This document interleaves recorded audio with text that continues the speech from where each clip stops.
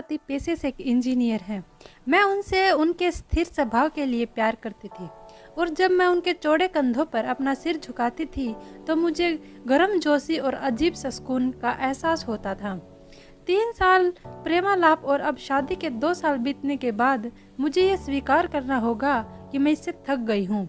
मेरे पहले उसे प्यार करने के जो भी कारण थे, अब वही मेरी सारी बेचैनी के कारण बन गए हैं। मैं एक भावुक महिला हूँ और जब रिश्ते और मेरी भावनाओं की बात आती है तो मैं बेहद संवेदनशील हूँ।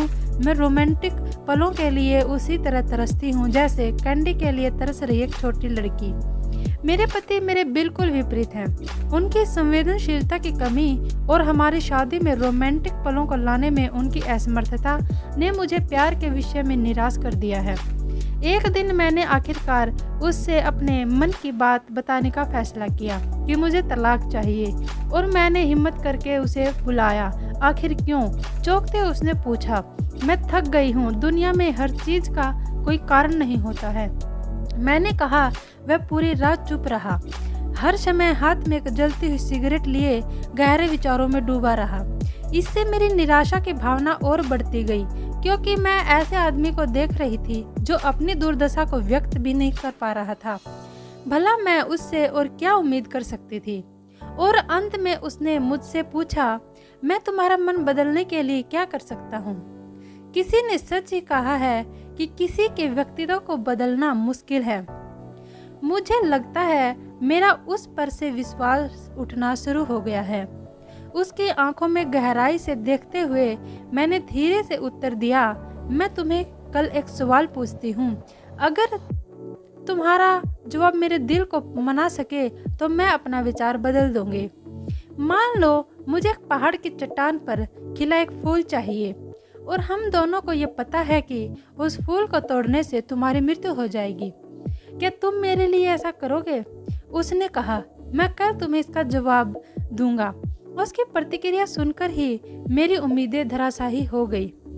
मैं अगली सुबह उठी तो पाया कि वह चला गया था और सामने के दरवाजे के पास खाने की मेज पर दूध के गिलास के नीचे उसकी खुरदरी लिखावट के साथ कागज का एक टुकड़ा पड़ा था जो पढ़े जाने पर ये बातें बयां करता था।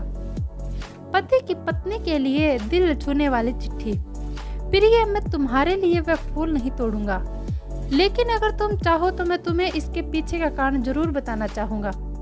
यह पहली पंक्ति पढ़ते हैं मेरे दिल के हजारों टुकड़े हो गए। फिर भी मैंने पढ़ना जारी रखा। जब तुम कंप्यूटर का इस्तेमाल करती हो तो तुम हमेशा सॉफ्टवेयर प्रोग्राम को गड़बड़ कर देती हो। अंत में तुम स्क्रीन के सामने बैठकर रोती हो। मुझे अपनी उंगलियों को जिंदा रखना पड़ेगा ताकि मैं प्रोग्राम को पुनर्स्थापित करके तुम्हारे कीमती आंसू बहने से रोक सकूं। तुम हमेशा घर की चाबियां गुमा देती हो, इसलिए मुझे दरवाजा खोलने के लिए अपने पैरों को जिंदा रखना पड़ेगा ताकि दरवाजा तोड़कर तुम्हें घर के अंदर ले जा सकूं। तुम यात्रा करना पसंद करती हो, लेकिन हमेशा एक नई जगह में अपने रास्ता भूल जाती हो। मुझे तुम्हें रास्ता दिखाने के लिए अपनी आंखों को जिंदा रखना पड़ेगा। तुम्हें ऐसा ऐंठन होती है कि तुम्हारे पीरियड हर महीने आता है। मुझे अपनी हथेलियों को जिंदा रखना है ताकि मैं तुम्हारे पेट की ऐंठन को शांत कर सकूं। तुम्हें घर के अंदर रहना पसंद है और मुझे पता है कि तुम अंतर्मुखी व्यक्ति हो। तुम्हारी बोरियता को दूर करने के लिए मुझे तुम्हें चुटकुले और कहानियां सुनाने के लिए अपने मुंह को जिंदा रखना है। तुम हमेशा कंप्यूटर और टीवी देखती हो और इससे तुम्हारी आंखों का भविष्य साफ नहीं होगा। मुझे अपनी आंखों को बचाना होगा ताकि जब हम बूढ़े हो जाएं तो मैं तुम्हारी आंखें बन सकूं, तुम्हारे सिर से सफेद हो रहे बाल चुन सकूं, तुम्हारे नाखूनों को बिना तुम्हें चोट पहुंचाए काट सकूं। मैं भी समुद्र तट पर टहलते हुए तुम्हारा हाथ पकड़ना चाहता हूँ। जैसे तुम धूप और सुंदर रेत का आनंद लेती हो और खुशी से गाने गुनगुनाती हो, उसे मैं अपने कानों से सुनना चाहता हूँ। इसलिए मेरे कान जिंदा रहने चाहिए। जब तुम नहा के निकलती हो तो तुम्हारी भीनी भीनी खुशबू को महसूस करने के लिए मेरा नाक जीवित होना चाहिए। इसलिए मेरी प्रिय, जब तक मुझे यकीन नहीं होता कि कोई है जो तुमसे इससे अधिक प्यार करता है, मैं तब तक उस फूल को नहीं तोड़ूंगा। और जिस दिन ऐसा कोई आया और तुमसे इससे अधिक प्यार करे, मैं खुशी खुशी उस फूल को तोड़ दूंगा। ये पढ़ते ही मेरे आंसू पत्थर पर गिरे और उसकी लिखावट की शाही धुंधली हो गई। मैंने उसे पढ़ना जारी रखा। अब जब तुमने मेरा उत्तर पूरा पढ़ लिया है, अगर तुम संतुष्ट हो, अगर मैंने तुम्हारे दिल को मना लिया हो, तो कृपया सामने का दरवाजा खोलो, क्योंकि मैं बाहर खड़ा हूँ तुम्हारी पसंदीदा ब्रेड और ताज़ा दूध के साथ। मैं जल्दी से दरवाजा खोलने के लिए दौड़ी और उसके चिंतित चेहरे को अपने हाथों में कसकर पकड़ा और चूम लिया और उसकी बाहों में समा गई। अब मुझे पूरा यकीन हो गया कि कोई मुझसे उतना प्यार नहीं करेगा जितना वह करता है, और मैंने फूल को ना ही तोड़ने का फैसला किया।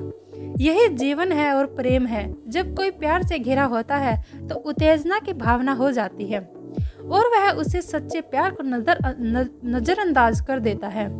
जो शांति और निरसता के बीच में होता है, प्यार सभी रूपों में प्रकट होता है, यहाँ तक कि बहुत छोटे और सूक्ष्म रूपों में भी। इसका कभी एक मॉडल नहीं रहा है। यह सबसे निरस और उबाऊ रूप में भी सोच सकता है। फूल और रोमांस प्यार का हिस्सा हो सकते हैं, पर प्यार नहीं।